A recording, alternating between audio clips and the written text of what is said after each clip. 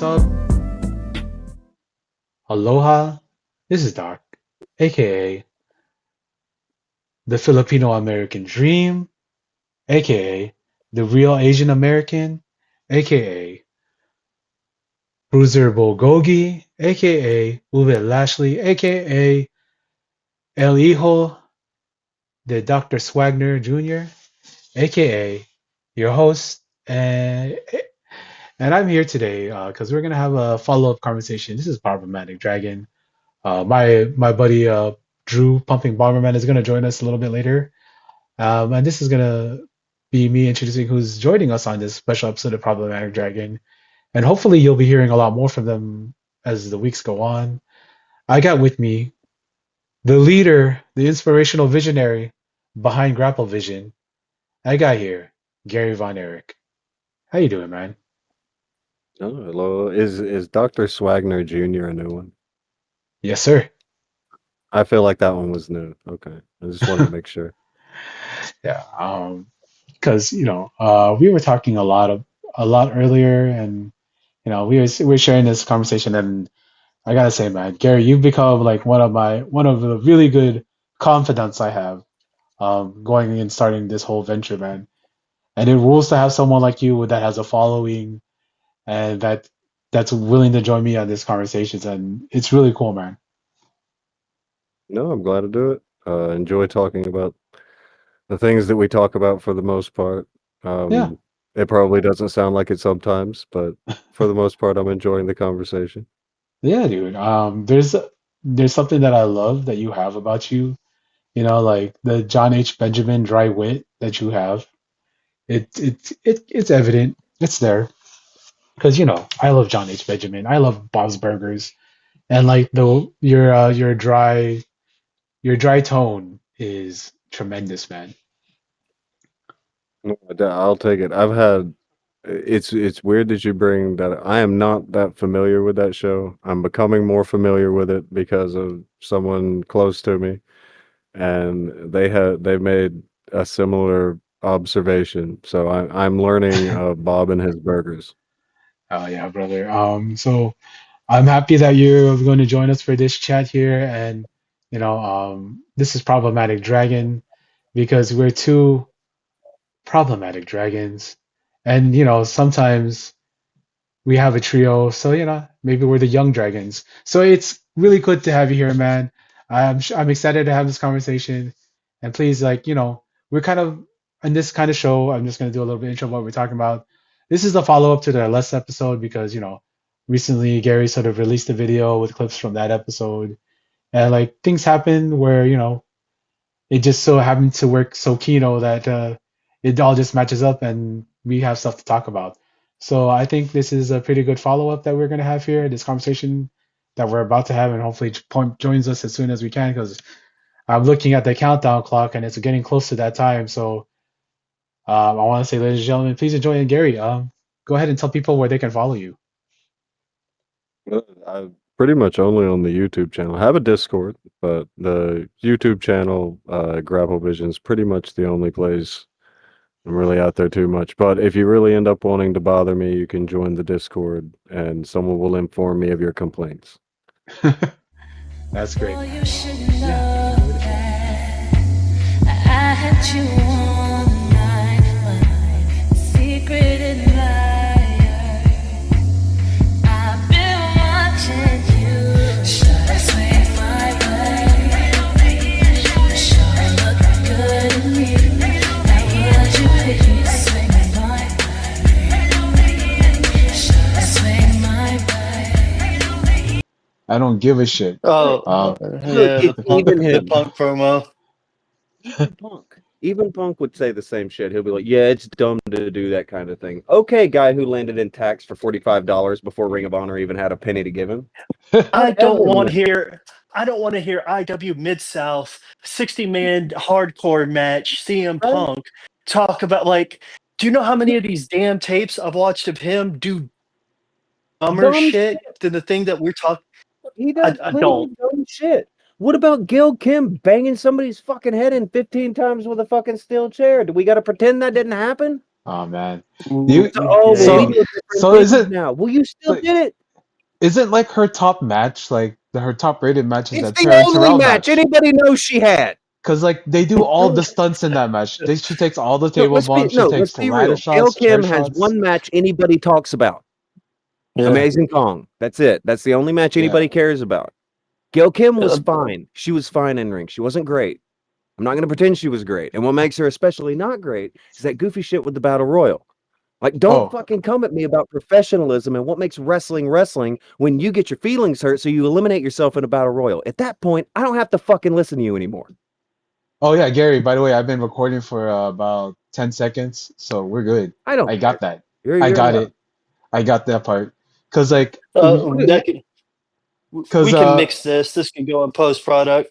yeah. So what I've been doing now, Gary, is like I've been sort of recording things like a little bit out of order, cause like sometimes we get fired up at the beginning of this A pre lot of talk. people A lot of people will get bent out of shape at you about that, so be careful.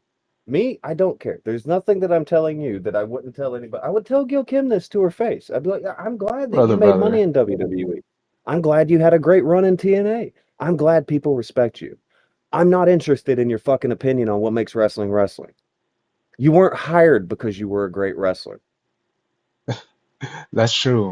You were hired because of the way you look, especially like in like the 2000s. I honestly like when it comes to like this death match, like that kind of like because when I watched her match with like Awesome Kong, right? We're speaking to it like she would take these massive dumps from like power bombs, power slams to the outside. Their best match to me is like their hardcore match where she takes all the bumps and she Awesome hits Kong and Gail Kim had good matches. yeah she hits They Awesome had Kong good with like chemistry. a she brains her with a But couple of chair shots. I'm just like Yes. ugh. Yeah, yes, they knocked the hell out of each other. That was And so that's which good. okay. That's not trash because reason. which well, is it really that difficult to have a good match with a prime Awesome Kong though? No, especially if you're the smaller She was person, you just gotta run at her, and yeah that's the match. yeah like she was always very good at what she did, and all you have to do is be in the right spots at the right time, take most of the heat, and then just get pinned and get out of there. Or you have your Yeah, comeback spot and you roll her up at the end. There You was gotta like take in the whole package too. You yeah, remember, Awesome Kong was really, really, really, really well protected at that point, and Awesome yeah, Kong oh was for made sure. to seem like a huge deal. yeah. I will always stand for Kia because she's a SoCal girl, and man, you talk about one of the underappreciated workers of the time, and she was great. And for Gail Kim to stand up and say like, well, what I doing was different. Like that'd be like if Mick Foley started like talking about talking about Abyss and Abyss started talking about like what Darby does. It'd be like, See, isn't that kind of interesting that there's yeah, this weird kind of cutoff? Because when you do this goofy shit, where you pretend that my wrestling's better than your wrestling, ignore the fact that you're the same fucking dork who's walking into a record store saying, "Jazz music is superior to rock and roll."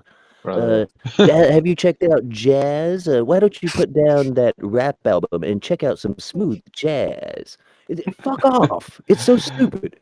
Oh It's man. the same kind of entertainment, just put into a different genre. There are comedy Oh matches, deathmatch wrestling, hardcore wrestling, or whatever. But these people then they have to walk it back just enough to include the people who are on the good list. All right, so yeah. deathmatch is Mm, bad, Mick Foley good. Deathmatch is bad, Jeff Hardy good. Deathmatch is bad, Terry Funk good. Because they're not going to talk shit about Terry Funk, are they? no, they No. wouldn't have the guts. They're Then going to talk there shit about their buddy Mick Foley, are they? nah. Absolutely not. But for some reason, they feel confident talking shit about, the entire genre of deathmatch wrestling. Throw it all out. Never mind, that's the only reason Mick Foley ever got a job in WWE. Ignore that. Like I do want to say this because since I do a lot of my own shilling, I did like the Observer Hall of Fame audio Pump knows about it like and we talked about Hayabusa, right? Hayabusa, one of the most influential wrestlers ever. How many guys today are doing Hayabusa spots and don't know it's from Hayabusa? Like we even like That's have true. guys. like ELP and Seth Rollins do the Swanton into the Lion Salt spot, and The like curse spot, yes. yeah, and then Sure. like what is Hayabusa? What's the promotion he worked for? FMW, What Fighter is Yeah. Martial FM? Arts Wrestling. What is FMW known for? Hardcore Yeah, matches. match matches. And Masato Tanaka, Blow shit up. Onita. he has participated in some of the most gruesome hardcore matches of all time, and I don't know if he he's in some of the rocks. most. He was in some of the most well known, and in Most my well opinion, known. he was in one of the better ones. Oh yeah, I think Onita should have put him over. yeah. He I mean, should that's have a matter lost of to him opinion. I get why I didn't. in But that that cage. He big should have won. exploding cage, that was a pretty big deal for Hayabusa. Yeah, and Pump said his name earlier, Masato Tanaka. How many chair shots did we see Masato Tanaka take in ECW? Sudonaka, he ate chair shots over and over and over and over and He's over. still To this getting day, bookings to off of this this day, man. off this Mike Awesome feud that went over multiple promotions. Yeah, It's Masato Tanaka is going to be competing for the 0-1 championship in like a week. I don't. Still going. Yeah, dude. Okay. He's had matches with like Takeshita that are still that still stand up. And he was known for the hardcore wrestling, right? The hardcore wrestling. And then, he's sort of an anomaly because we talk about the accumulation of damage over time, right? And this man at 54 is still going as hard as he did in 2005 for that one night stand. It's Tanaka's longevity insane. is pretty intimidating. Yeah. Well, I think this leads it to the whole point that Grapplevision was trying to make on the last time we did this about, hey, some things are just skin deep, and that's a less accumulation of damage. I think that actually supports the argument that you're trying to make here is Masato Tanaka is the use case. That, hey, you want to talk all this noise about barbed wire. Barbed wire doesn't cause a concussion necessarily, and doesn't lead to extreme damage later in life. I can make it even easier. I can make it even easier than that because from the comments on we had that section of it pulled up and I posted it up, and from the reaction of some people, they still don't get it. All right, so I'll put it in a way that they can get it because for a lot of people, they just borrow opinions. They grab an opinion from somebody who they've listened to online. They take that opinion, they run with it, and they now think they're intelligent because they recite something they heard online. So here's something that they can recite. If you remember, all of these people are going to tell you how great Memphis wrestling was. It was essentially, skin deep stuff. You'll see a lot of punches, kicks, chops, all kinds of stuff like that. Not, some slams Fireballs. are in there, but yeah, a lot of stuff's happened. But you also notice they bled in almost every match. Yeah. There's Mhm. blood in almost every Southern main event from back in the day, and everyone will talk those bouts up. They'll all say those bouts are great, and it's a whole lot of skin deep damage happening. Look at the forehead of any pro wrestler, like a Dusty Rhodes. I don't know, does Jim Cornette and Gail Kim feel that Dusty Rhodes mutilated his body? Have they made that? Have they think what he did was garbage? I mean, Who would dare? Who who would would dare dare? talk about Abdullah Butcher and They Brody? might Abdullah, but I don't think they would Brody. I don't think they would Dusty. I I don't think they mean, would. I mean, I can keep going down the list. What about their buddy Devon Dudley? Have you seen Devon Dudley's head? oh man, Oh boy, yeah. scars across the Dude, entire running that he razor. he Right. just had a ladder match, a tables match on TNA with the Hardys, and he took some bad chair shots, and that's coming off of a stroke. I do not know. That was probably one of the worst matches Think I've about that. watched. We just had a tables match between guys who are pushing elderly. Are they going to tell It's, them that they're mutilating their bodies? Like, is Gail Kim going to make a post about that match? No, because Probably she feels not. safe talking shit about a bunch of people on the bottom trying to make matches. But they'll do it because it's what you do to stand out. If you get handed a booking by a place like DCW, who has, I mean, I wouldn't say they're huge, but as far as little indie places go, that's pretty big. You want to take yes. that booking. You want to run with that booking. You want to do whatever you can with that booking to get your name out there. Gail Kim wouldn't know about that. Gail Kim doesn't know anything about having to earn her way up into things. That's not what she did. She walked in the door. Did she ever have anything of note before WWE to her name? Right. No, I like That that's what I'm putting out. to speak to your That's point, what I'm Pump. putting out there. Yeah. Think about Like that for a few seconds. This is somebody who had a career in wrestling handed to them, she going at walked. people who are trying to make their way up Oh in man, things. you know, like I was talking to you, It's Gary, earlier. And again, I'm not She saying walked. that she didn't do anything ever in anything she's ever done. she Yeah, had a good career. she had She a worked run. her ass off whenever she was there. I've got no. She had a run. Good for her. Yeah. But I do agree to the extent, right? Just from an analytical point of view, the point that you're trying to make is she doesn't. She of all of the people and individuals that really can make that case or make that statement, she is not the one. Whenever Ric Flair, because he has this quote whenever he's talking, he was like, "Did Bruno have to ever fall through tables? No. Did so and so ever have Hey, to do this or go off the ladder? hey. No." But he did. Ric Flair did all of those things throughout his career. But he's talking about other people who didn't. And so there's this thing in which, like, if Ric Flair kind of acknowledges it, that's one thing. Gail Kim, you're not It, that. in the last 6 years of Ric Flair's career, did he take a barbed wire bump? Yeah. Did he take thumbtacks? Yes. Did he do a ladder match? Yes. And Uh, and that's well the- into elderly age. Right. The older you get, the more these skin deep things you begin to factor in that the body slam is a far bigger risk to take than, oh, a couple of cuts on my arm. yeah. Like if you think that old people are worried about a couple of pricks to their skin, you should see how they had to test for diabetes. Oh Mm, yeah. I know what that's Because about they because they mm, prick their skin every day. That's how they had to do mm, it.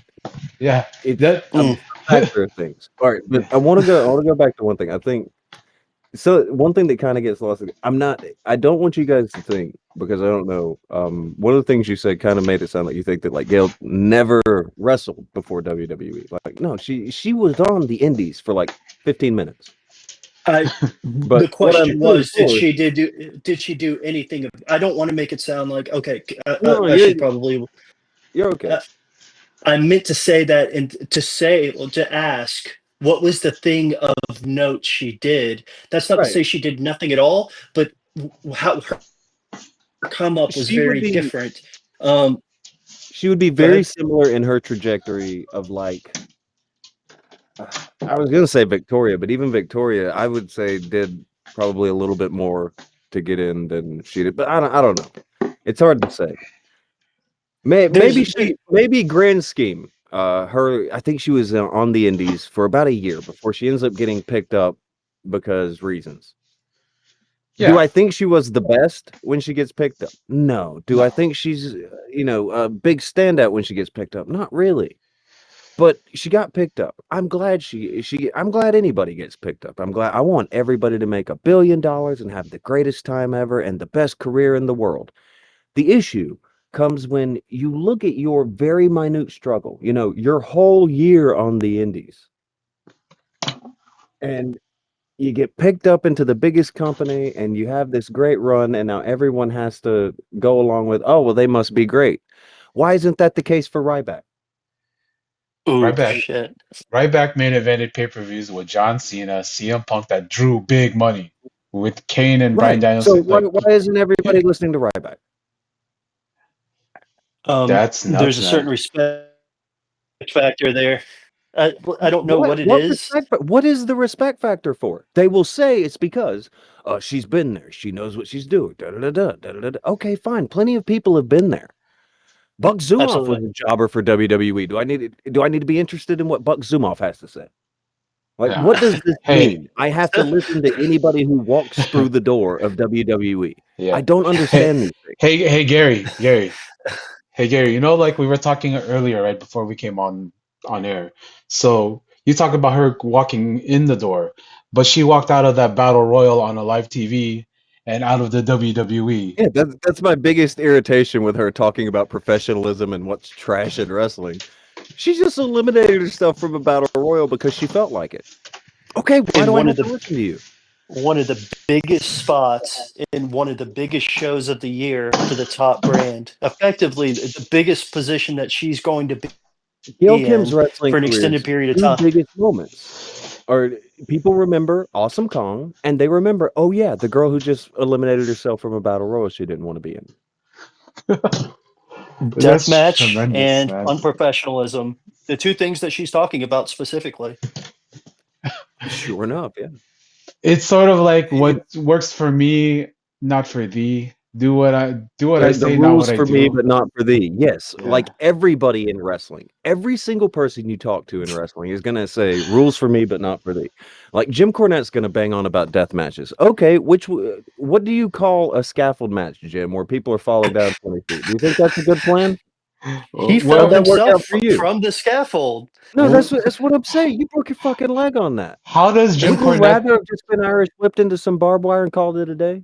probably? How does Jim Cornette say funny doesn't equal money when his whole career is him being funny? Money Like, doesn't equal money, but for some reason he booked Ninja Turtles. hey, brother. Like, Funny doesn't equal money, but every single thing he like Jim Cornette did a Braun Pennies match with Paul Heyman once. I mean it was a tuxedo match as they used to be called, but that's what they were. They just yeah. strip each other down. Clash of the hmm Champions or something. I can't remember what show it was. I don't want to remember what show it was because my life is too short to try to remember when Paul Heyman and Jim Cornette stripped each other down. I don't need Paul this E. shit in my life. Dangerous. Yeah, But like, to listen to one of those two guys now tell me funny don't equal money. Well, funny is the only thing you've ever fucking done. fuck yeah. This That is the was all kind you of did. That, these are the points we like to that's get a out on Problematic Dragon. That's why we call ourselves Problematic Dragon because we don't give a shit. oh, I'm glad his opinions now have got him a good following and a lot of people buy into things. But it's weird to listen to people who think that what Jim Cornette says matters a great deal. Jim Cornette giving advice on what is good and bad for companies is very interesting, given the fact that I don't think Jim Cornette has ever worked anywhere and not been fired. Yeah, yeah. That Jim Cornette has never walked away. Jim Cornette has been shown the door. for his problematic behavior, like slapping Santino in the face. From every company. Who the fuck gets MLW, fired from uh, everybody? Who gets NWA, fired by the NWA NW. after the year 2000? Who do they get to fire? they get to fire Yeah. the Silver Spoon baby boy. I'm just saying, Jim Yes. Cornette gets thrown out of places that people are begged to come to. They'll take anybody, but not him. Brother, But we somehow are. that's who everybody mimics the opinion of over and over. And it's fine. It just lets you know, okay, well, I know your opinion because all I have to do is know Jim Cornette's opinion. If I know Jim Cornette's opinion, I know everything you think about wrestling. You know, if I know Brian Alvarez's opinion, I know everything you think about wrestling. If you can listen to people talk and you'll begin to realize, oh, this is where your opinions come from. Okay. And then you Yeah. can Okay. just talk to them in that manner. If I Gail could layer Kim that. Gail Kim If I, wants to be one of those people. That's oh, where I was getting Oh, to. She wants to definitely. be one of those. She wants to be, hey, I'm gonna put my opinion out and people rally around it, and then let's go. The issue with it is going to be her reaction to it. Because from everything I've heard, Gail Kim is now claiming everyone's bullying her. Oh, that's hilarious. That's hilarious, okay. man. Um, Okay, let's compare and contrast that against an individual who used to be in wrestling, but now is a content creator, who I think is doing it a little bit differently and properly, right? Is whenever we talk about individuals that might have had a cup of coffee in wrestling, what about Maven, tough enough guy, right? Is Mm, he's now doing oh man. content where he's not trying to sell the business up the river. He's just saying, hey, here's what's I had going on, right? And he doesn't give necessarily these outlandish takes. He's just saying, "Hey, I was here for a minute. Here's what I experienced." Versus Gail Kim trying to get all of her she's trying to cash in on whatever vet status she has left. She's nearing the end of her career. She's seeing the twilight, and she's trying to put the last stamp on it. And I don't know necessarily if this is the right way to do it. well, Oh man. here's the thing. It probably is the right way to do it. This is how you make money now. Uh, You go online, you say something that's going to get people to make a lot of opinions. I tend to not really engage with it very much. The thing that interests me about this one, because I don't know too much about what people say on social media. I find for the most part the entire hey, let me post my opinion and people follow me to read my opinion every 20 minutes of the day. I'm not having any part of that shit. That Oh sounds man. terrible. But I'll Did, hear about them time to time. And this Gale one it's blown up a lot because people are running to protect it, and then there are people running to fight against it. And my thing I would tell pretty much everybody on this kind of stuff is when someone starts saying something like that, recognize what's happening. I know that right now talking about it being one of the only things that I've ever like engaged with as far as like people saying goofy shit, on social media for wrestling. I don't really deal with that very much, and I'm not helping by probably talking about it now, but well, if you think it's dumb, you don't need to engage with it. so, But so if you feel it's damaging, maybe engage with that. Maybe yeah, engage with do it off of that. Make yourself feel better by saying, "Well, it's damaging, so I'll do it." Because I guess it'll be a bit of a cope to say that's why it gets talked about. Fuck it. I'll yeah, take the cope. We'll just say it's yeah. damaging. She's being an asshole. Because I covered this like I'm gonna say like almost when it happened with Seahawk and on the thing, and he's like, oh, she was just like she just took it too far. She just got dragged into a thing. I was like, okay, that's cool. That makes sense in the moment, right? Because that was in the moment the day it happened. Okay, but here we are, like a month later, dude. A month later, and it's still the thing she's harping on about. I also covered this like on my other show with me and Pump's buddy Arturo. He had that take back then where she's definitely getting into the grifter space, and like where you try to make people mad, but you also have all these people who want to be also making people mad, so they jump on your side Right. because you have that WWE run, you have that TNA run. So people think, oh, because you have a run, people your opinion matters more. And like Right. it's sort of like, when you remember when Ric Flair had that podcast for a cup of coffee and then he said some things and then he quit because he was too Ric Flair's problematic. had he's had at least 10 podcasts that I know Yeah. of. And he always like I don't know fucks it how up many somehow. which one you're talking about, but Yeah. that could be any number of them that you just Yeah. described. Yeah. So, but I'm just like, Ric Flair had all those podcasts, right? However many he had. And then he always tried to say like, oh, this was just his point of view. And then he wasn't ever like talking about this was the right way or the wrong way. This is just the way he was doing it. And like I never really hear Flair outright bury people aside from when he was burying like Mick Foley in his book. But that's because Mick Foley called him old in his book. So it's the more like a tit for tat kind of thing. No, And see, this is the other thing. We have guys who are made men pitching a bitch at each other. I'm like, well, you're old. You're a stunt man. And it's like, well, okay. I don't know. I haven't found a lie between either one of them on that. yeah. But I also don't care. You're both you're both really rich. You're made. I don't care if this guy thinks that this guy is old. He is old. I don't care if this guy finds this guy to be a glorified stuntman. He fucking is. Who cares? Like, Yeah. I mean, The- again, when people are like, okay, why would you say that about Foley? Okay, fine. Tell me about the technical wrestling classics of Mick Foley that you enjoy. No, you watch Hell in a Cell. Shut the fuck up. You know. Hey You know man, what yeah. you came to the party for with Mick Yeah. Foley matches. Yeah, when I watched those Vader matches going back, because I think they just posted the Halloween Havoc He's known for getting 93. his fucking hair torn off, right? He gets his ear Mhm. ripped off. He's gotten his head bashed on the concrete floor. He's taken like he took that drop kick from Mil Mascaras and landed on the back of the his head onto concrete because back then they didn't really have Right, the ring mat, so he just right. went He crack. And like he I had to get the he had to get the hip replacement because of the move he did where he did the running elbow off the apron to the floor. yeah. Um, A laundry People list of don't things. remember fucking Mick Foley matches. That's not a thing. They remember the No. spots. Yeah. They remember the Yeah. things, the moments. Hey, They remember the sock in the pants. They Right. remember yeah. Hey, I'm a huge Mick Just Foley like people fan. don't remember a lot of old action movies, they remember the Yeah. stunts. Oh my goodness, what a weird correlation to make. Yeah. You remember when Jackie Chan went down like that mall and all the Christmas lights and it was electrocuting him and he got like third-degree burns on his hands?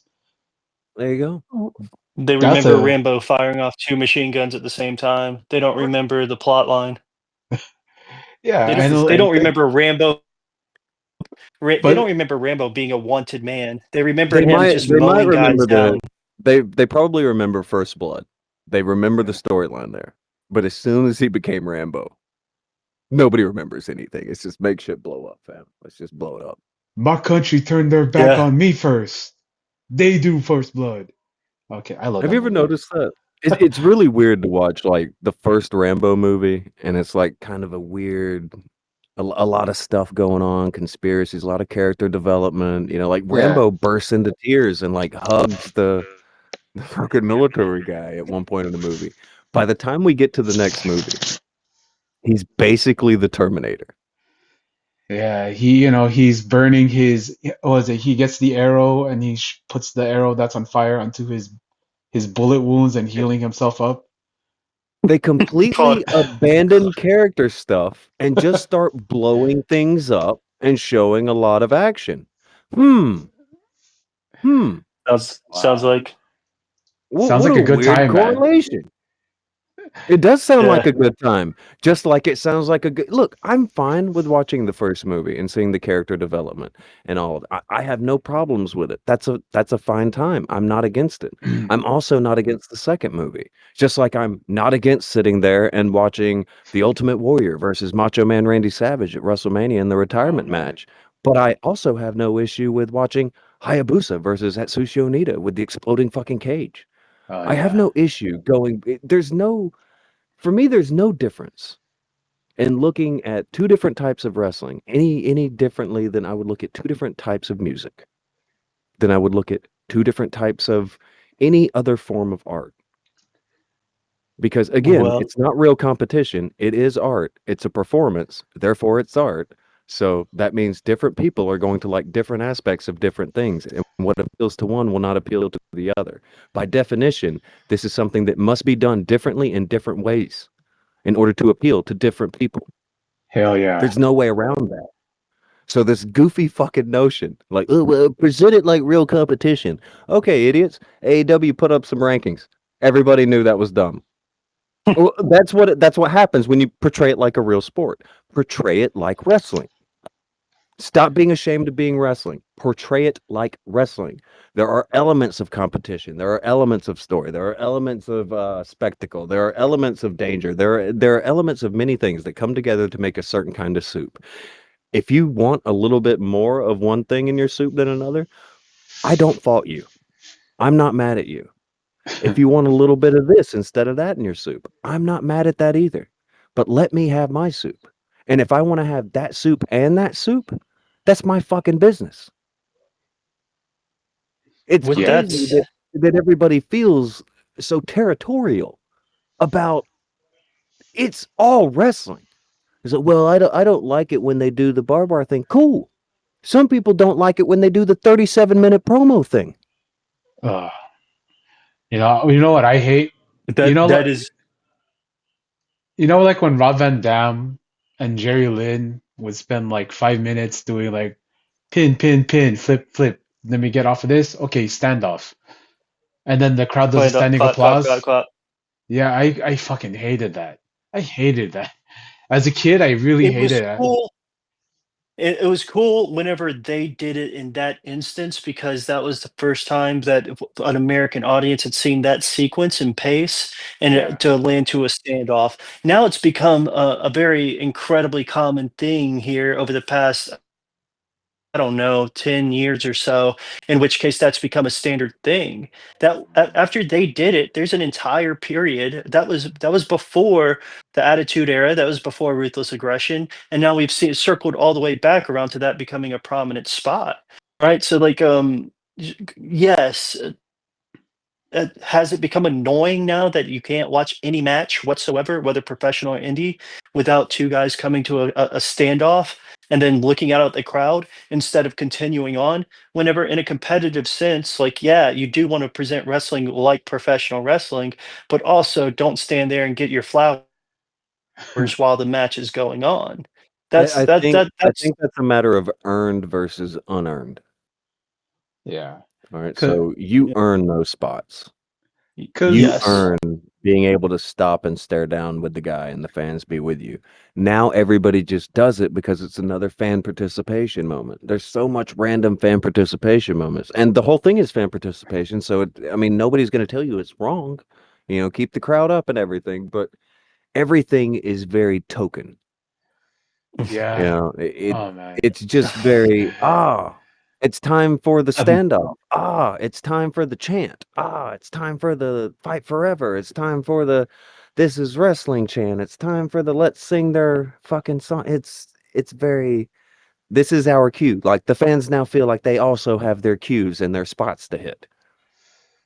oh man. You're making me so annoyed with modern pro wrestling right now. This is why I watch Well, Dragon Gate. these are This, things that I've been watching wrestling since I remember being able to watch anything. So this yeah. is Yeah. things that I'm going to notice, and it's Yes. very, very apparent. Yeah, I'm, same I'm here. I'm trying to imagine Bullet Bob Armstrong and Georgia Championship, right? If he were to be, and he was as over as anyone that's ever been over in any particular area, in terms of like just his home spot. And I'm trying to imagine him like, I don't know, 7, 8 minutes go through a sequence as over as he was to just stop and receive his flowers. No, yeah, like I'm trying to remember. Billy Bob and Ron Fuller go through their whole rigmarole, and then just all of a sudden stop punching each other, stare each That, other come down, on, and come both just on. start looking at the God. crowd. They Absolutely. God. All of a sudden, you Oh. have a bunch of Southerners in like Mississippi, Alabama, Tennessee, wherever they're at that night. They're flat forever, flat forever. Hey Vern, Yeah, check out this is this. the best. This is what we wanted. Hey Vern, And check out this just technical wrestling. Hey Vern, check out this standoff. Hey Vern. No, see, that's the other thing. If things back in the day operated as they did now, they would have brought in Ernest, and he would have been in like the War Games or the Bunkhouse, the Bunkhouse Stampede. He would have been in some of that shit. Oh man. He'd have fucking won. Hey. He'd have beat Magnum TA for the belt.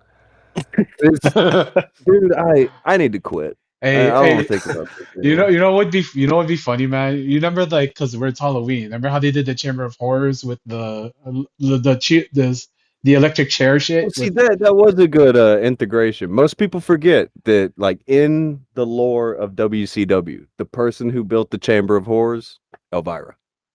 oh mm, oh man, I loved her in the comic books too. She was in the WCW comic. She had her own wrestling comic book too. Like I could imagine like Ernest like trying to fix that switch like before Rick Steiner goes to throw it, and he goes, "Hold a on, Rick," complete and just like They he do a gets whole shocked and blown thing like he away. couldn't. Oh man, They would do so much goofiness and then if they ran things the way that they do now. But I mean, you look at it now, it's really strange to watch because you'll have celebrities come in and they'll dog walk the wrestlers almost every time, without yeah. fail. Have it's you ever seen because back when Muhammad Ali tried to do a run in on Gorilla Monsoon in WWF back in the day? oh yeah yeah yeah I have. I yeah don't remember it. it was Okay, Gorilla yeah manhandled him, and then Muhammad Mm, Ali instantly puts over the wrestlers, saying, "Look, I'm good in my world, but I'm not good in their world." Da da da da da da. Wrestling stopped being about putting itself over, and it started being about putting over celebrities at WrestleMania 1. That's kind of the unspoken thing that made wrestling get accepted and become a bigger deal the way that it was. The bowing down to the celebrity culture, and instead of we're tougher than everybody, they're like, actually, if one of you celebrities would like to, come over here and learn how to train, we'll make you look real tough. And now all of a sudden wrestling has a lot of money coming in. There's a It's time and so a place in weird. which there. Well, Carl Malone and Dennis Rodman, right? They at least gave it a go, and they've really tried to train for that, just for their little spots and stuff. Uh, Brother, back in WC, they used the NBA finals. They did a spot in the NBA finals. Could you imagine that yeah, now? Like they like literally, because I remember watching the finals and like Malone It and was Rodman do a like it was a on a foul throw spot. in, right? Yeah. The ball gets thrown into Malone, and then Malone passes to somebody else. And then Malone and Rodman go down the entire court, shoving each other back and forth, and then they topple over each other. They go to get up and throw each other down again, get back up again, throw each other down. It was goofy. Well, imagine doing that nowadays. Like they can't. They should. They should definitely try and get that happening. You The know. interest isn't the same. What's Yeah. weird now is everyone says, "Oh, the numbers are bigger than ever. Numbers are bigger than ever." Well, that's because everyone has a television in their pocket. That's not how it was before. You'd have, in some cases, two families would be Oh, watching one TV back in the day, so the ah, gauge would be right. much smaller. yeah. Now the numbers seem bigger, but it's more or less the same kind of people are watching, maybe even less. But with Oh social yeah. media numbers baked into everything, everyone's blowing up everything. Yeah. They just say, "Oh, look at all the numbers that were shown on this," and they'll count you putting it up, they'll count them putting it up, and they'll say, "Look at all the people who watched this one thing." You And say that, but that's social media views, because I remember some of these ratings, yeah, right? And on modern television, if like for instance, right, on WWE numbers currently, these were less numbers than the belt got taken off Diesel for. Yeah. well, Like, no, the and numbers now are being revealed to be pretty bad, given something came out about the new way that they're doing ratings, and Yeah. they're finding out that wrestling may have never been that popular, which I believe. I believe it wasn't popular. Yeah. I believe it was popular for about 2 or 3 years in the late '90s, and it's mm, been living off of that ever since. Basically, skateboarding. Yeah. Oh man, that hurts my soul. Uh I like I know I went over these numbers a bit like with BJ Bethel and on my other show, my new show. Shout out to you, Toro, like where we talk about like what these This is your numbers third new mean. show you've told me about. Dude, I do a lot of work. Ass pump. This man has a lot Uh of shows. yeah, yeah. dude. So like there's so many numbers out there, and now they determine like, oh no, actually the way that we gathered numbers was incorrect, and we gotta like recheck of how we're we're measuring this data for what's happening. And then with Dynamite and Collision, I think they're not even getting, and they will never get the HBO Max numbers. So what we're presented as is all just like magic. Like you can't even trust the numbers because they don't trust the numbers. The people making the numbers are saying that they're Right. unreliable. So it's just like the popularity What in do you do with wrestling, that? you kayfabe, brother. That's what they do. Because you use the There numbers you go. from you use the numbers like the Fashion Nationals. You use the numbers like what they use on like was it the most trending? This is viral. This has this many views on whatever. Right. But you're not considering like the actual viewers that matter. Like for instance on Netflix, right? So Raw usually rates like they don't even rate in the top 10 internationally. Sometimes they rate like in the top 10 like they don't even rate in the top 10 really because that's you know who controls the these are the top shows on Netflix? Netflix. When they want to push a show, Hmm. they'll say these are the top shows to watch, regardless if like this is in your interest, but these are shows they want to watch. So they haven't done that with Raw for the past like, you know, 4 months. But all of a sudden I turn on Netflix today and it's like number three, Raw. But then like I read like the news, Raw had its lowest numbers in like 20, 30 years, right? And I'm just like, how does that happen? How does that happen? Because, you know, I know Squid Games gets like 13, 16 million people viewing. Behind they're like number two, number three sometimes. So how is WWE number three now? They're not. These are manufactured. A lot of things are manufactured, and you can't really trust anything. And especially when it comes from like what we call social media, because you know, to quote a very unserious man, that's fake news. That those are things that are just put out there, and you shouldn't trust them. I'm the one to trust, because you know you Numbers are can't. fake. None of it's real. None of it's Uh, good. It's all fake. Don't look at it. Don't look at the Well, numbers. Like, but Does. well, if all of this stuff is fake, then that brings us to these wrestlers. Clearly, this is why they've got to be doing power slap. oh God. Yeah, I found out about Um, that recently. I yeah, wrestled a guy who was on Powerslap that you guys showed me. I was like, "Well, I wrestled that guy," and then it just shows him kill somebody with a slap. I'm like, oh god. yeah. Because last time we talked, I'm gonna put a pause right here. Eat some blueberries in the morning, a little raw spinach. If you don't know nothing about me, you know I'm go get it. Sorry, love, don't take this personal, but we just so different. You can keep the diamonds and designer that just came with it. Bullshit, this that drink of coffee, take a walk shit. Doing push-ups at my loft shit. Check it out. Woke up, made a quick breakfast, then I smashed out. Ocean Beach, top down. Check it out. Move like a beast do. Hope in my orange juice. Air Yeah, purifiers so in like, my lungs. Help me if you're joining us again, we're back. We're gonna talk a little bit about slap fight because I remember on the last conversation we had, and to continue on this conversation at the beginning of this show is we're talking about deathmatch, right? So Dana White made this comment before getting all these wrestlers to do his slap fight promotion about, yeah, so you can have these guys fall onto tables with thumbtacks and barbed wire, or they can make a lot of money here just getting slapped. You tell me Oh my what's god. you tell me what would you rather do? This is brutal. This is brutal. This is this is telling the this is like when you tell the gladiators, all right, I'm glad you're out here. I'm glad you're willing to destroy your bodies for us and everything. We'll let you have a good dinner if you come and destroy yourself for us over here. If you go and destroy yourself over there, now that's a different thing. But it's so weird to dangle concussions in front of people instead of saying you could get a concussion over there or you can come get them over here. But you are guaranteed a concussion over here. You are You are guaranteed. 100% gonna get a Oh concussion here. man, because Now, now these God, guys are wrestling for. Now these guys are giving themselves concussions instead of getting skin deep skin pokes. Like the carry Right? on is the idea that somehow this is a better mechanism to receive the same amount of pay. Is the exposure better? Are you going to get more indie bookings? I can't imagine your longevity in power slap Right. is Let's be very real long. though. It's the reality of what kind of whore are you? All right.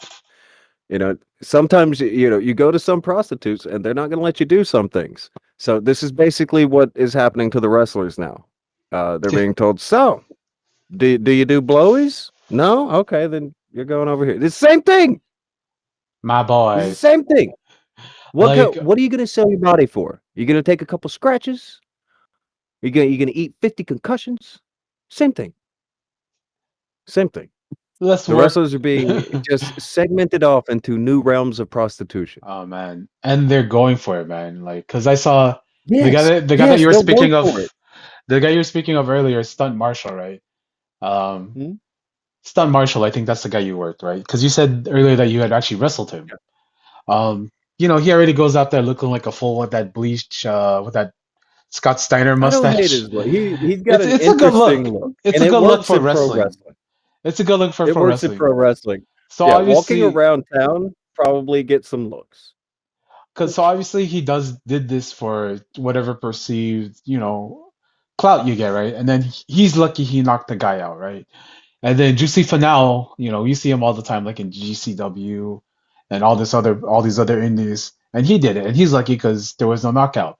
However, Well, the thing with stunt, I can get why they do it. I mean, if you're gonna yeah, get, a couple grand to go do one hit back, or I don't know, I don't know. The rules are very However weird. long it takes. Yeah, Yeah, yeah, there's rounds. if you I, sit there and you're gonna, get paid for that, and you get a couple $1,000s for it, okay, that's cool. I can't fault them for it. yeah, I think it's all very foolish, and I think these are very small amounts grand scheme. Like grand grand scheme, scheme, these are tiny amounts of yeah. money. Because then we get to Hollywood Haley J, from the OVW reality show on Netflix. She works like OVW, she works NWA, and she gets on that She was already show. on Netflix. Yeah, and then Okay, well, she goes on a power slap. She gets absolutely KO'd, rocked. And to speak to your point, just I'm gonna quote some things from like Chris does Nowinski, that help right? her brand? Yeah, it doesn't help your brain. And we're talking about long-term damage, long-term expense. Like Chris Yeah, Nowinski, like he basically made that whole argument of wrestling, football, like even hockey, even cycling has a lot of concussions. right. Soccer has a lot of concussions. But to be put in a place where your job The is to goal get, is to just eat a concussion. yeah, then literally that's power stuff. Because like in UFC, we're now seeing like guys like like Fan Well, and like I, Kung I think Lee, I think a those very guys. hold on. I think Well, a very It, big thing here is that we haven't mentioned you're not allowed to block. yeah, yeah. your hands are behind Like, your no back, matter what chin out. combat sport you're in, you're allowed to put your hands up and block Yeah, things. You don't have to take damage, and the goal is to not take damage. This is the opposite of that. Like I struggle to call it a sport. This is very weird for me to. I don't know where to classify this. This feels like it's simply something to gamble on. it is. This is big in the gambling world. It's big Oh yeah, for that's the only thing really propping it up from everything that I've read is yeah. gambling. But Is there it gets to me because I can't see a sport aspect to this other than we're going to simply gamble on who gets knocked out first. That's it. I mean, you see these big is there Usos take part in it. They in is particular, they don't is look like there they're athletes. is there any particular exhibition within all cultures, realms, and arts, right, where the intentional goal, the active goal, is to just stand there and take it? No. I hold on. I think we may be able to find some. Like you'll see like in Thailand, you'll stand there and you'll eat kicks to the body just to kind of toughen up your body, get used to being kicked. Like you'll find things That like that that. Yeah, but that's that part of that's training. training. But That's exactly, training and that's training. conditioning. That's That's not the end goal. That's not the competition. That's not the Yeah. thing you go out there to do it for. That's the, conditioning, like you said, training, Yeah. conditioning. That's all. Because You'll find things like that though. That's what you'll find. You're not going to the find the sport of stand there and get got. yeah, no, yeah.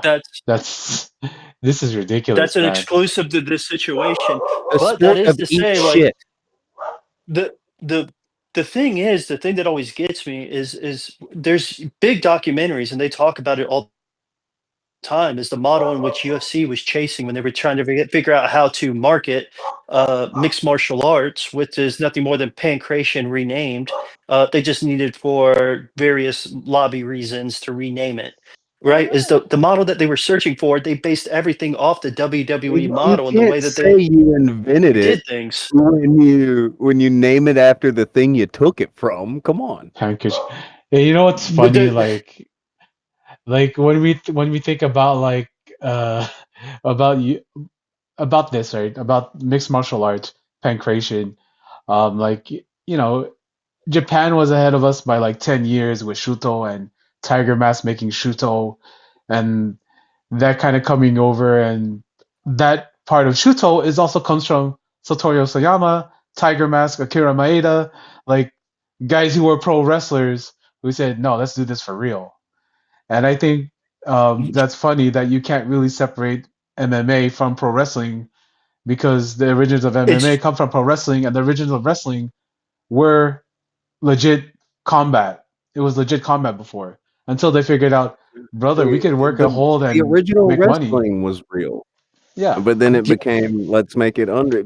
It's very complicated to look the at the way kind in of the which the history of all that. circus, right, the carnies, which, like, it's a derogatory term, but it started in the circuses of individuals not wanting to harm themselves in the matches themselves because they were doing so many dates. So they figured they were trying to figure out how to dumb it down so they don't hurt themselves, get to make money, but also perform. Like, it's this full circle thing. Now we're coming back that the old work is the new work. Right. And yeah, I say all that to say, like, for all of the slack and all of the hatred that Dana White just shows MMA, or excuse me, correction, professional wrestling on a normal basis, and the bad relationship he had with Vince. He's never had an issue with Tony Khan, which is kind of a funny thing. They have a better relationship, opposite sides of the spectrum. But uh, Dana White, his entire model is based on wrestling. Who has a personality? Who has flair? Who has a style? Marketing, right? So like wrestlers were always known getting over is marketing yourself effectively. And he's constantly trying to find new fighters that can market themselves. It Yeah. is professional wrestling. I mean, Yeah. Pump, tell me who was the top fighter of, the late 2000s? He had that win over Anderson. If he just would have known that you didn't have to tap out in that fourth round and you would have gone to the next round, he definitely would have won that fight. Let's talk about Kale Sonnen. I love Kale Sonnen. What a maniac. Undefeated. Undefeated. I technically did not lose that match because I didn't know that tapping out would have stopped the fight. I thought if I just did this, I would have gone to the next round, and of course I would have dominated Anderson. Shit. Dan Chael Dan Sonnen Severn Dan showed the Severn is gift of so how far a promo can go to people who don't recognize that they're seeing promos. Yeah. Chael Sonnen was Chael able to talk his way into like 5 title shots in a row, and no one really had that much of a problem with it. the biggest sell in the history of professional fighting, Conor McGregor, is personally responds what he is professional wrestling.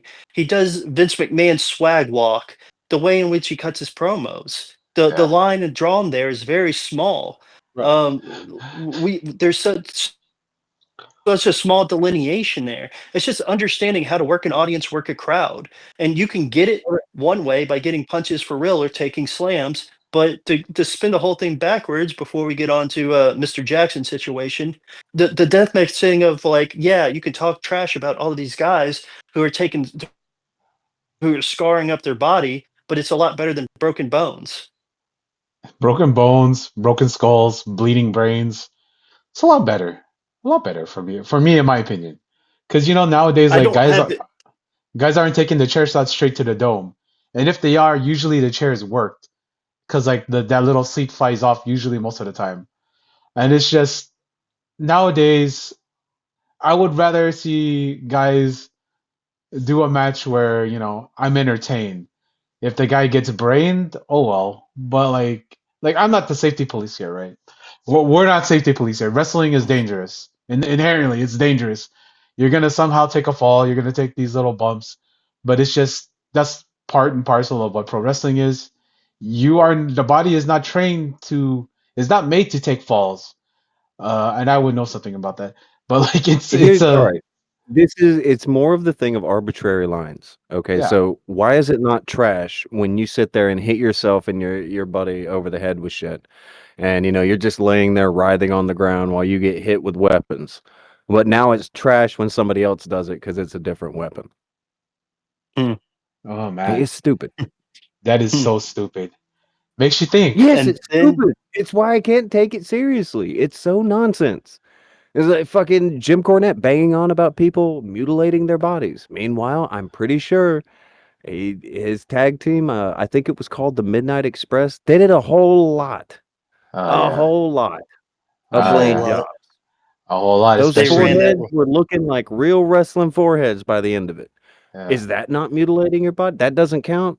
It's like where is the thing where we draw the line? Is it okay because it's my friends? Is it okay because I did it? Is it okay because I know someone who did it and we're cool? Or is there actually some kind of merit to any of this bullshit? I don't know, man. I don't think there's real merit to it because, like last year, there is this whole big thing. Hangman and Swerve. Hangman gets like a syringe, right, with a hypodermic needle and puts it in Swerve's mouth.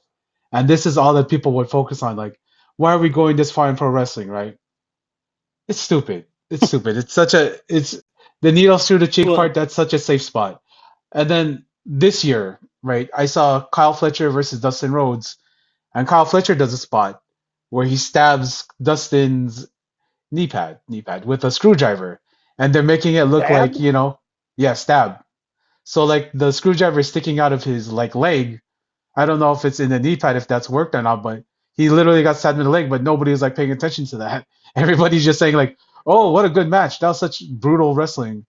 And I'm just like, That's "So weird. what's the Yeah. difference? It's Dustin. Is it because it's Dustin?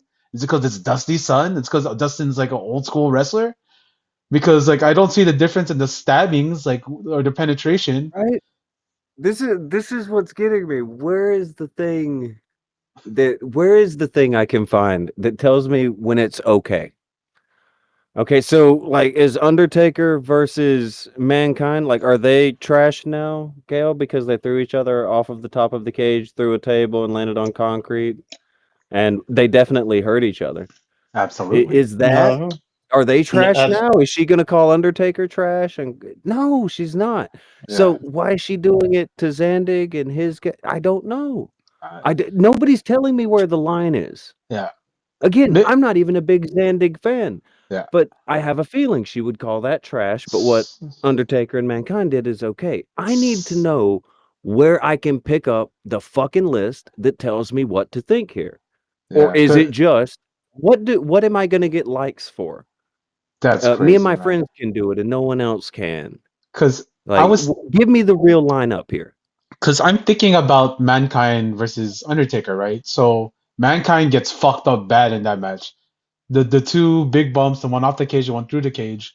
Undertaker actually broke his ankle when he hopped into the cell after he dropped Mick Foley out into the cell. When he drops down into the ring, he breaks his ankle. And then later on in that same show, Mick Foley takes a couple of big chair shots from Stone Cold Steve Austin in the Hell in a Cell Stone Cold had with Kane.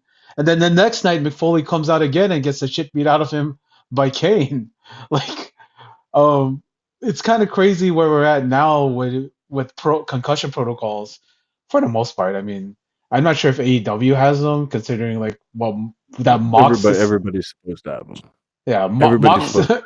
because I remember when Mox got KO'd and like they didn't really know what to do, I and think like, the Matt Hardy one is the one that got oh people yeah, the most out of God, it. oh shit. God, Well, he fell off he of a fell freaking off crane into the. concrete. Holy shit! That was a scary one. That should have been the line, right? That's a thing in which people rallied behind and we said, "Hey," but that's not running the razor. You know what I mean? That's not like Nick Gage doing a pizza cutter spot the same time as a Domino's commercial, but somehow that got more slack than a lot of these things did. Than a lot of these things in which we see guys dropped on their heads. And we kind of commend guys that take brain busters vertically that land on their neck and the back of their head. Like Right. Yeah, we tout that as such a cool move and toughness. such an interesting toughness, but we're somehow going to skirt past that for this other thing that is relatively more safe. Yeah, because I'm gonna say this because just to make this a little more modern, like so Zack Sabre Jr. versus Takeshita, right? In the G1, Takeshita goes for the generico turnbuckle brainbuster, right? That's a spot that could go horribly wrong, right? And if you watch the match, that spot went horribly wrong. Like he does the brainbuster, but from the top rope, drills Zack on the top of his head. And then in the build-up video to their title match that was this week, Zack talks about like how he almost killed him, how he lost. Said he legit lost like feeling in his arms. And you can like what you said in the last video, how John Kasai when he got landed on his ass after getting out of the ring truck, right? Just falls on his Mhm. ass hard on the concrete and he gets up and starts running. So Zack gets dropped on his head, and what does he do? He stands up, runs around, and then he starts selling afterwards. And that's how you could tell like he was there because Zack is one of the best sellers in wrestling. So for him to like stand up and say like, "Whoa, what the fuck is going on?" just to make sure like he hasn't lost feeling in his legs. Uh, it's crazy. And those guys they don't work the hardcore match; they work a regular technical match. But for that one spot, that one bump, Zack, They had to do one big crazy. yeah, it's just, and they weren't even going for the craziest, that kind of crazy bump. They were going for like, I mean, the brainbuster bump that Generico does, that Takeshita does, is It sort of tends to be controlled. easy as long as Yeah, it lands right. as long as it lands right. The guy pops his head on the top and then lands on his feet. That's it. But in this happened instance, Takeshita over rotated and bam, right on the top of Jack's head. And man, like it reminded me of our conversation on the last podcast where you brought up Jun Kasai taking that bump and running around. How like how that how he got fucked up, and I'm like Zach got fucked up on that spot. And yeah, man, I love going around in a big circle. It rules, man. Callbacks rule, people. It rules. The I idea really of like mutilating your body is okay as long as we don't see the damage. Yeah, We don't see your organs shake around in the bones. We don't see the bones crunching and cracking. Like you look good on the outside, but all yeah, of a sudden somebody gets a couple cuts and it's like, oh my God, stop the car. We'll watch somebody get thrown on their head off the top rope and it's like, hell yeah, what a spot. But 5 seconds later, somebody gets cut and it's like, oh man, we need to call it off, guys. yeah, yeah. Like a bloody nose will make people go, "Oh no," because people just have this kind of visceral reaction to blood, which is what we talked about also, where you see blood and you think instantly, "Oh, something's wrong," right?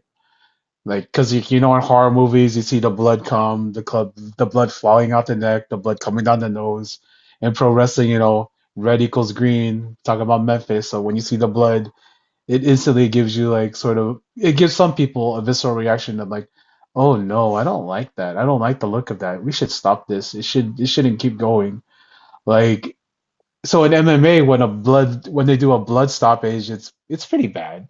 It's mostly because out of protection for the fighter because they're not able to see out of that eye. It's not because of blood loss, but it's because of an inability to defend themselves. In pro wrestling, then you're not really trying to defend yourself, kind of like in slap fighting. You're not really defending yourself. You're sort of taking these moves voluntarily. Well, I mean, you protect yourself, You protect you know. yourself. Somebody gives you a pile driver, you make sure that you got yourself set up. You tuck your chin when you land on. I mean, you are protecting yourself. It's not conventional, Yeah, but you do have to take the move. But at least you get to protect yourself a little. yeah, a little, but Slap fighting, you just stick your face out there and get got. yeah. They say It's very strange to me. I do not understand it. so like you guys watch boxing, right? I know you guys watch boxing. So absolutely. so Yep. like sometimes you bite down on your mouthpiece to absorb a shot so you could throw a shot. Um, I did that stupidly when I was doing Muay Thai and boxing training in my 20s and my early Mm-hmm. 20s. You do that sometimes, those gym wars. And like, gym wars, like you bite down on your thing and you're like, okay, I'm gonna get this fucker back because he tagged me. And like you're not really intentionally trying to hurt that guy, you're just trying to give him a receipt, right? And this is why we're going back. So like a receipt, like when we're sparring, is okay, you tagged me, I'll tag you back, and then we're cool now. And because you mentioned it a little bit earlier, Pump, and I know you recently did a couple updates on the whole situation with Raja Jackson. So like we're talking about earlier, like slap fighting, these guys are volunteering to get hurt. We're talking about wrestling, guys get hurt, but like they sort of are able to protect themselves. And then we get to that Roger Jackson situation where Psycho Stu had no idea what was going on, and he got physically assaulted, and I don't think he can wrestle anymore. I think that was the news that came out like this week. He's not back to where he was before, and He's not supposed to wrestle anymore. yeah, it's sad, man. It's a sad So, situation. so, so the last time we touched on this, there had been really nothing to come of it. It was still all waves in the water. So, Gary, if you could just bring it up the current, right? I know you've done this on your show and such, but just bring up this audience as far as all the things that have happened since the last time we discussed this, and just really give your impression of how that's gone. They've made the arrest, so I mean, people were happy about that. That's a positive. Yeah, People were keen on it. However, uh, a lot of people think that the charges probably not enough, but then there's also a contingent of people who a story came out that Raja, he's had a hard go. He's not had a good, easy run in life. His mother was murdered, I think is one of the stories. Hmm. So people are now saying, well, we should just give him mental health, and it's really screwed up that anybody's trying to put him in jail.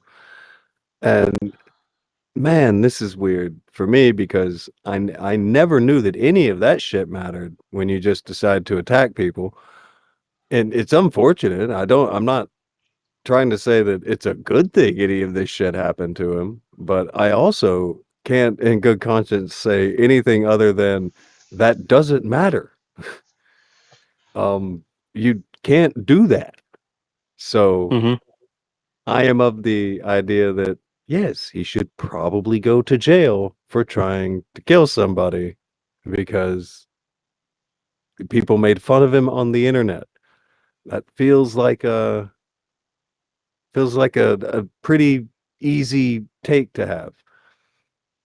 Well, it would This is not how a lot are going with it, so it's possible that they end up giving a very light sentence. He may end up doing some kind of mental health thing because that seems like the prevailing narrative at the moment. Rampage Jackson talked to Doug Mallow, and they were saying a lot about the mental health thing there, and that Roger's got problems, blah blah blah.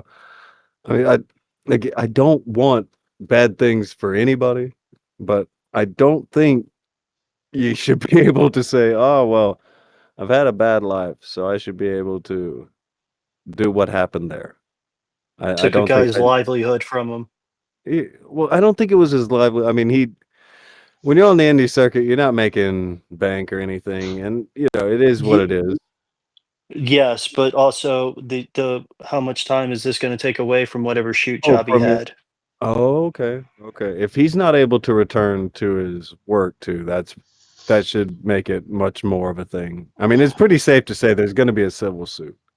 Yeah. He's months out Okay. of work now, right? And whatever he gets Yeah. off, because I mean, even with that is what really is Raja worth, right? Like this isn't, and it's I don't know that.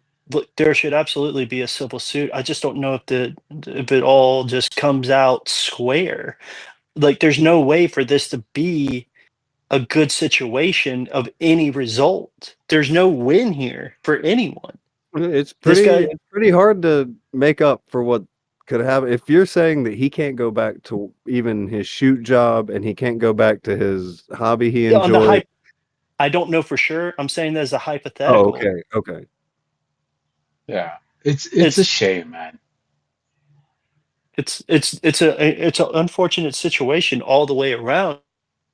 As I understand the individual is troubled, but even within the context of a mixed martial arts fight, and I see some people who just don't like Right. combat sports, and that is their prerogative. I myself as a fan, if you were to shove off a ref and keep pounding on your opponent, you are liable for You're gonna get fined a shitload of action money, there. man. You're liable I for I tend to go you're past going to have that. legal action.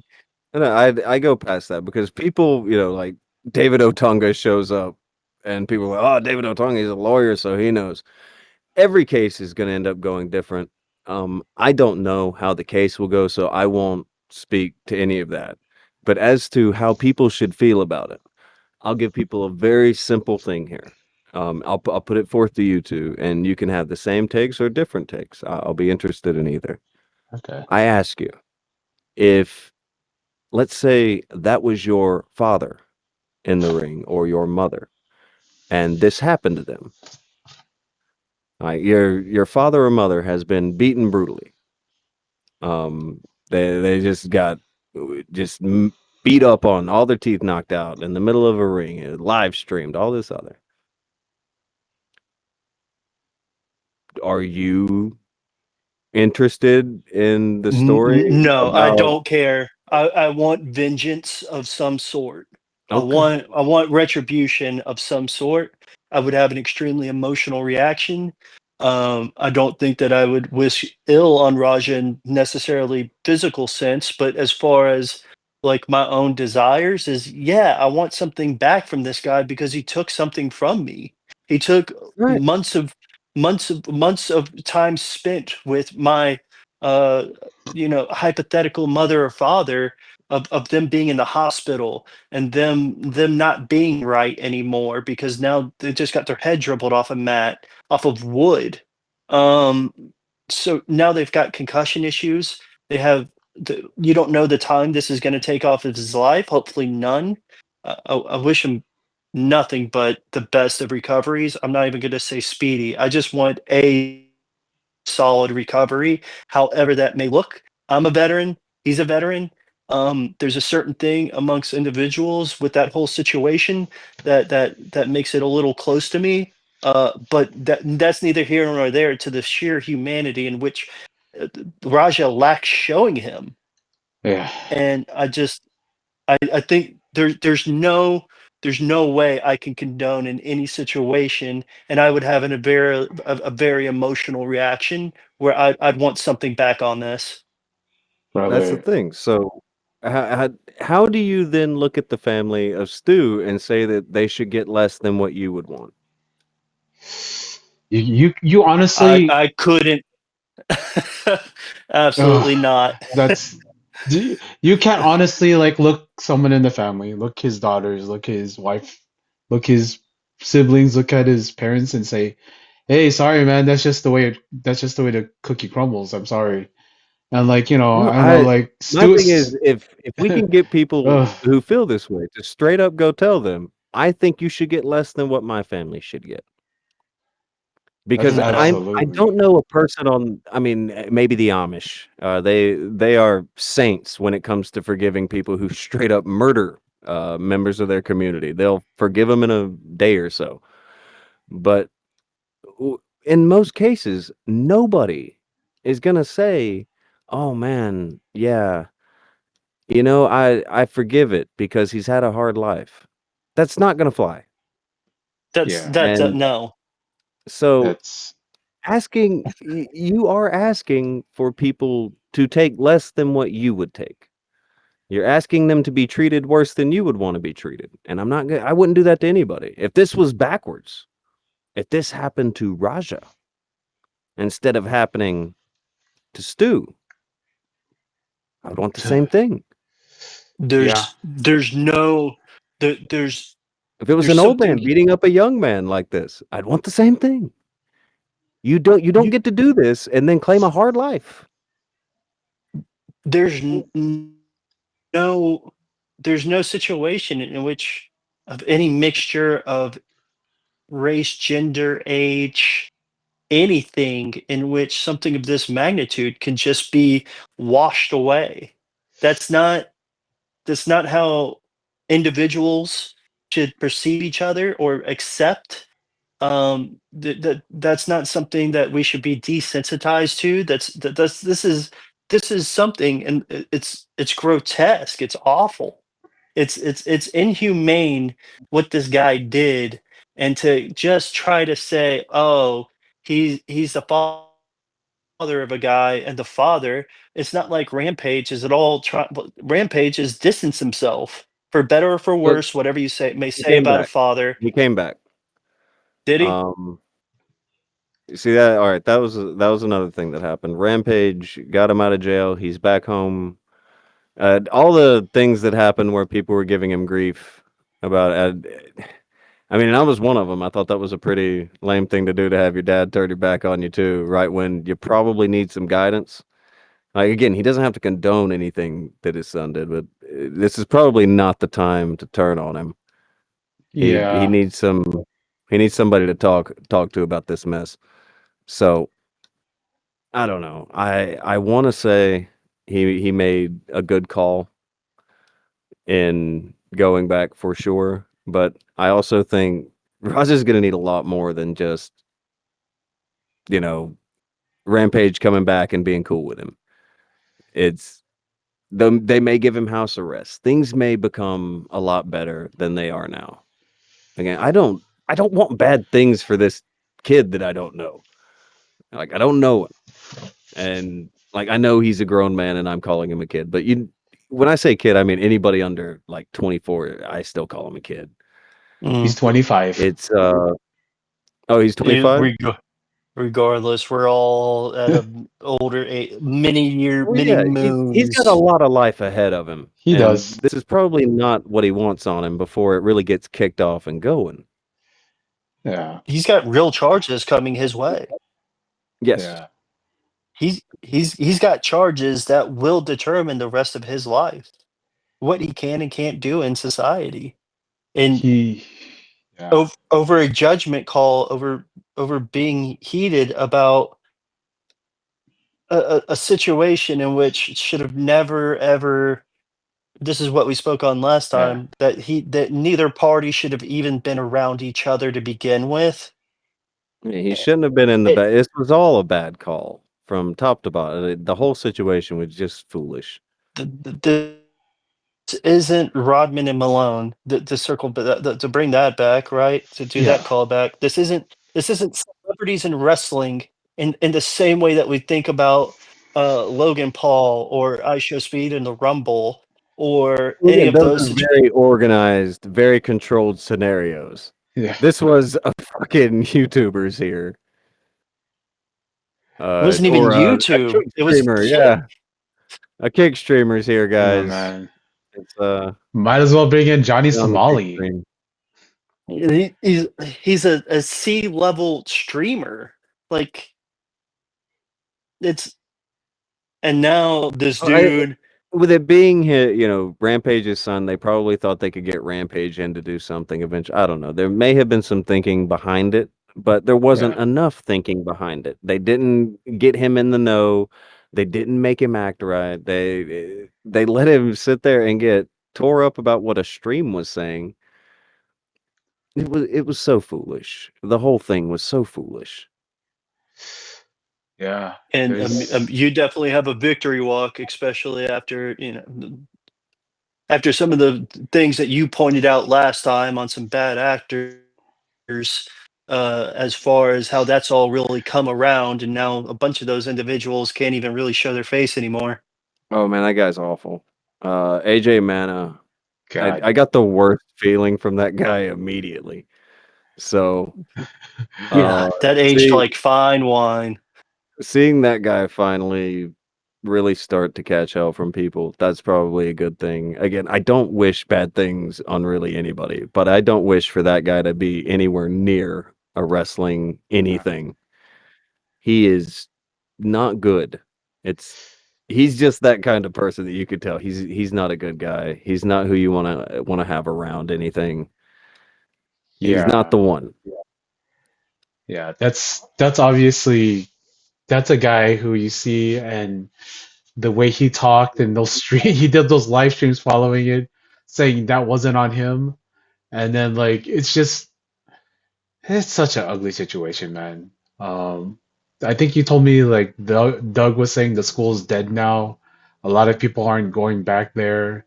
Their shows aren't really doing much after this. And, like I didn't even look up. I don't even think Raja actually did that show he was signed up to do. I don't know if actually I did that don't think show. that was real. I think it came out that that was the company they're trolling, Oh my God. but Why I would you don't think it was even? worth it because they caught a lot of hell for that troll. Why would you even tease Probably that? regretting that. Yeah, that's Because it's 2025 and any attention is good attention. oh I God. think, maybe they think. Uh, that Eric Bischoff line of controversy creates cash, huh? That's what we're going with. Eh, Controversy created a bad rumor in that case that may have cost them way too much. Wow, man. I don't think anybody knows that it's fake. I think the only thing anybody knows that company for now is, "Hey, you guys brought in Raja Jackson, didn't you?" And they're like, "No, that was a joke." Nobody cares. Yeah, that's what they're known for, man. You know, that's just funny. That's just funny. I'm gonna shout out my buddy Frazier. That's an example of karma coming back at you. Um, if you believe in that sort of thing. I kind of do. And like, because when you try to benefit off of trauma, off of like, a sad situation, off of like a tragedy, because this is a tragedy, and like, it's sickening. And like, I know we're here talking about it, but I don't get any money for this, and It's just this is something that we talk about because I know you two trained in pro wrestling, right? You guys trained in pro wrestling, and Gary, you were a worker for like 20 years almost, right?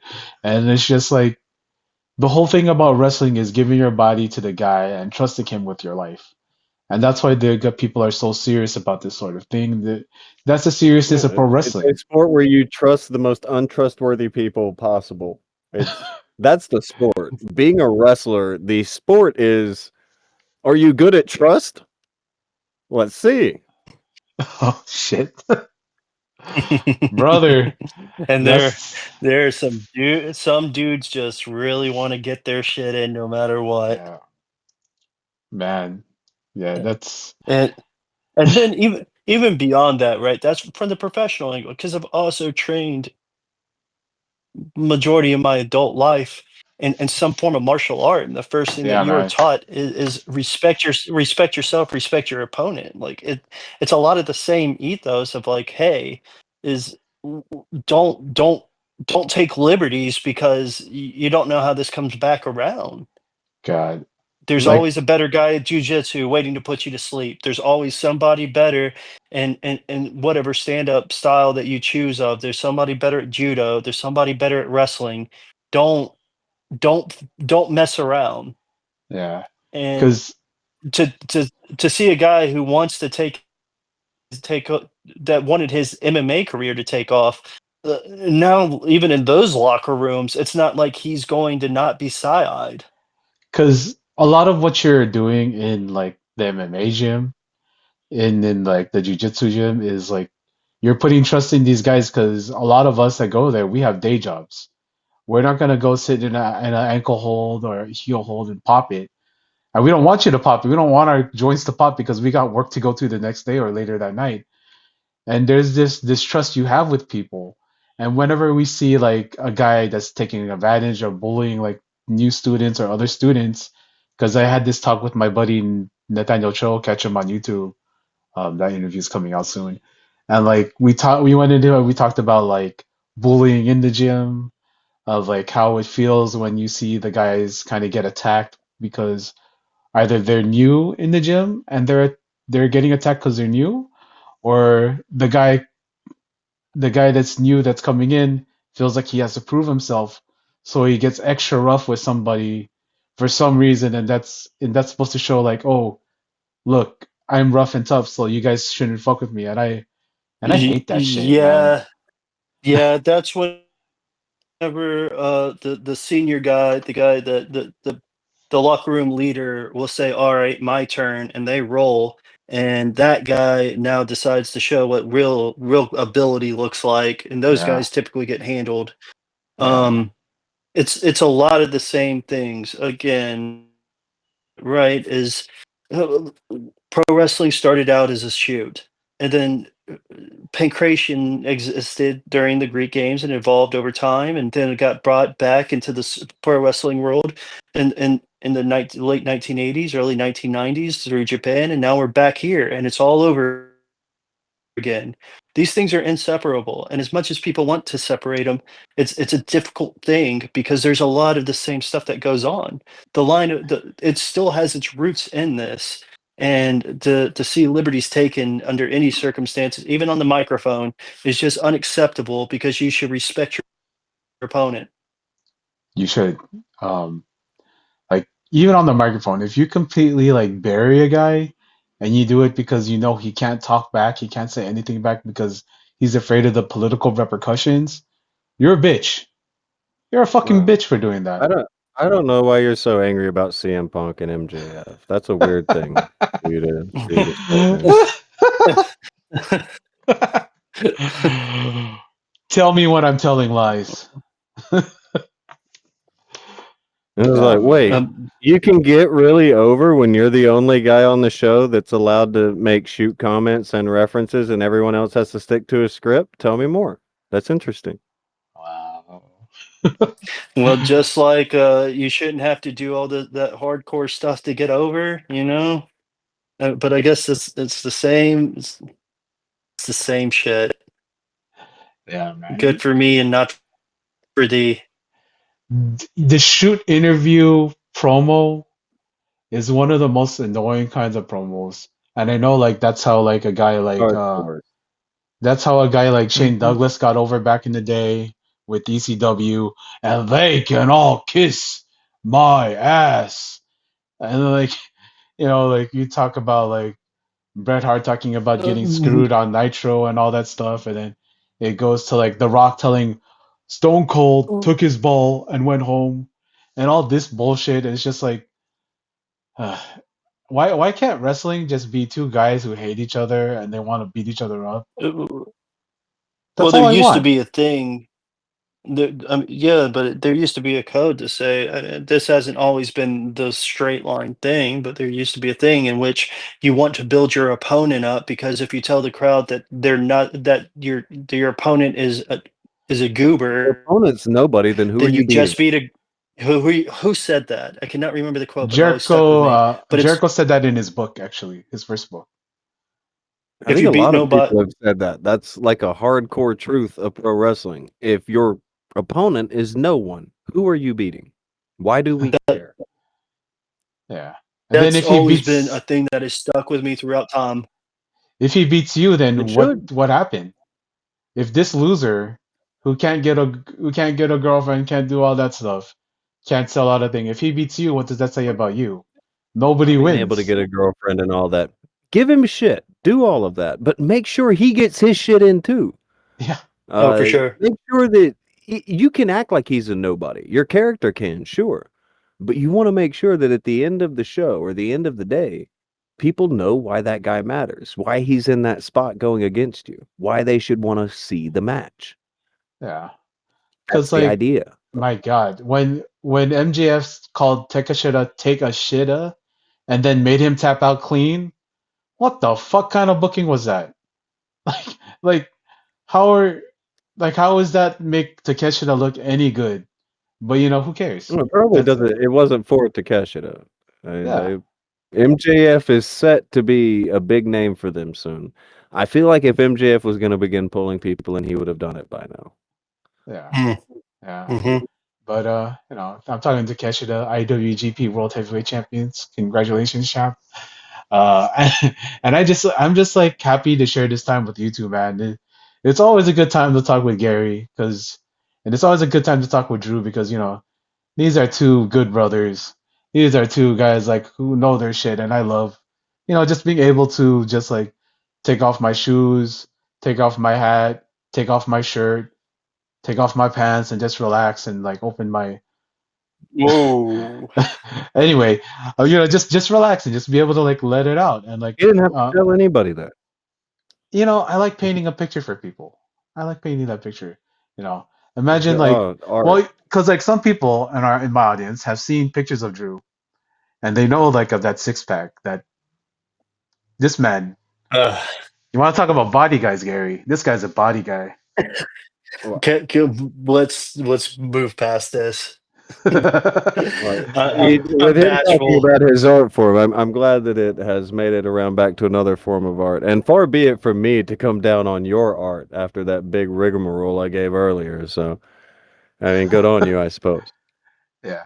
But yeah, man, this has been tremendous work, man. And I want to thank this all happened because Pump had this going on in his head today.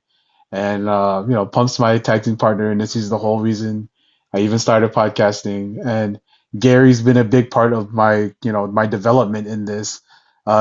Just this past week, his episode came out. It was like 2 hours and 40 minutes, and it's just tremendous work. And I spent so much time on like these talks with you guys, and I gotta say, man, I appreciate you guys. It's awesome. It's awesome. Appreciate the time. Yeah, I Um, appreciate it. It's fun time. It's good talk.